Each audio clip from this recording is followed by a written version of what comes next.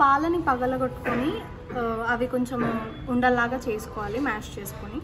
And కొంచెం సేపు ఫ్రిడ్జ్లో పెట్టుకోవాలి, ఒక 10 minutes వరకు. అండ్ ఇందులో షుగర్ వేసాను, 1/4 కప్ షుగర్ వేసుకొని 1 కప్ వాటర్లో వేసి ఒక 15 minutes వరకు బాయిల్ చేసుకోవాలి. ఇందాక మనకు పల్సగా ఉన్నాయి కదా, ఇప్పుడు ఇలా ఉబ్బితే సరిపోతుంది. ఈ కన్సిస్టెన్సీ వస్తే సరిపోతుంది.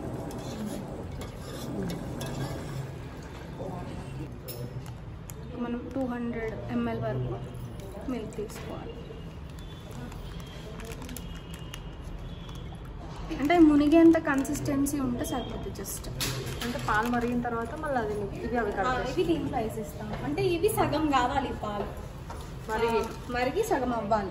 అప్పుడు మనకి కొంచెం థిక్ మలై లాగా ఫామ్ అవుతుంది కదా, అప్పుడు మనం ఇది దాంట్లో యాడ్ చేసుకుంటాం. ఇందులో షుగర్, కుంకుమ పువ్వు, ఇలాచి యాడ్ చేసుకోవాలి. షుగర్ ఎంత?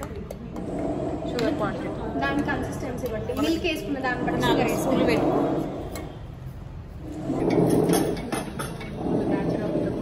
సో ఇప్పుడు ఈ ప్రిపేర్ చేసుకున్న రసగుల్లాస్ ఉన్నాయి కదా, దాంట్లో వేసేసుకోవాలి.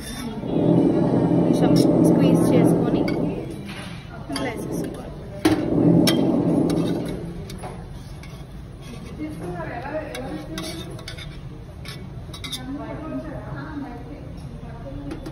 మంట తక్కువ పెట్టాను.